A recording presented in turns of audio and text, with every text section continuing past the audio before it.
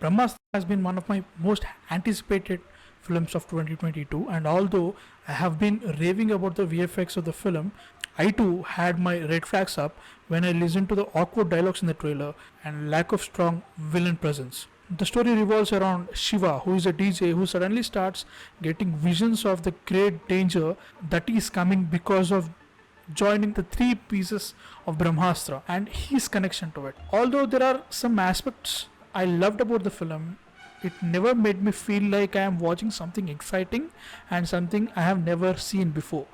It had a story that should have been successful when released in 2016. So these are my thoughts on the good and bad aspects of the film. Positives.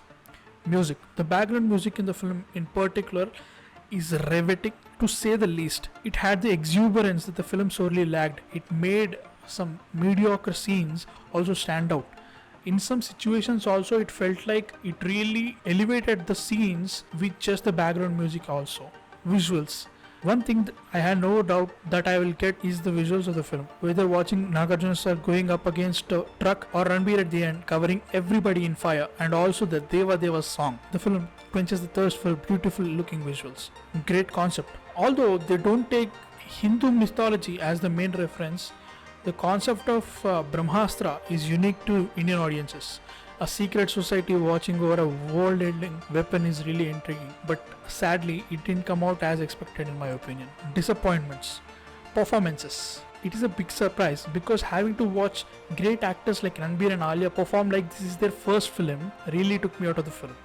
That said, I felt one major cameo but with terrible dialogues, and Nagarjuna sir tried their best with the material they were given. Even Bachchan sir also hammed a lot of scenes and his character merely existed for exposition. Alia Bhatt. If this film came just after Student of the Year, I wouldn't have cared much. But after giving two exceptional performances in this year with Gangubai Kathiawadi and Darlings, I was shocked to see the character of Alia Bhatt merely existed as the love interest and the generic damsel in the distress character. This choice of writing really felt like this film should have been released in early 2010s. Dialogues. The dialogues in the film are either cringy or outdated. At some point they take us out of the film entirely. The English dialogues they tried in the film to modernize the mythological and ancient aspects backfire completely. Rather than giving the ancient practices a scientific meaning, they tried to swag it up, which is cringeworthy. I don't even want to go to the conversations between Shiva and Isha and the conversations about love. We characters.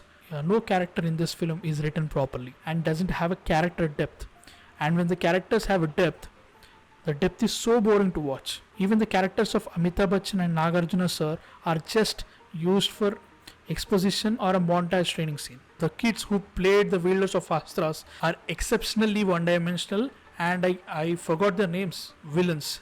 These villains are suited only for shouting or fighting or jabbering outdated dialogues. Mouni Roy's Junoon in particular needed to have more depth, and the reason for why is she the way she is. The love story. The depth of the love story between Shiva and Isha is as deep as an ice cream cup.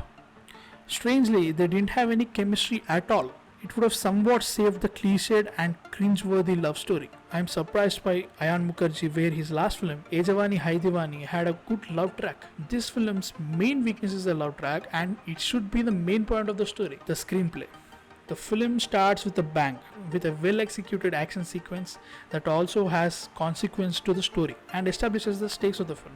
But that powerful start is set aside for the hero introduction and the love story, which are long and boring. When we come back to the pace again, it is abruptly ended for the love story to progress. In fact, the whole second half feels like a different film altogether, with less to no connections with the first half, and contains two flashbacks. One flashback could have been put in the first half so that we would have gotten a partly backstory for Junoon, and this makes her character flat as a board. The film never reaches the heights of the spectacular start. As I mentioned in the previous video, that the pacing of a film may make or break a film.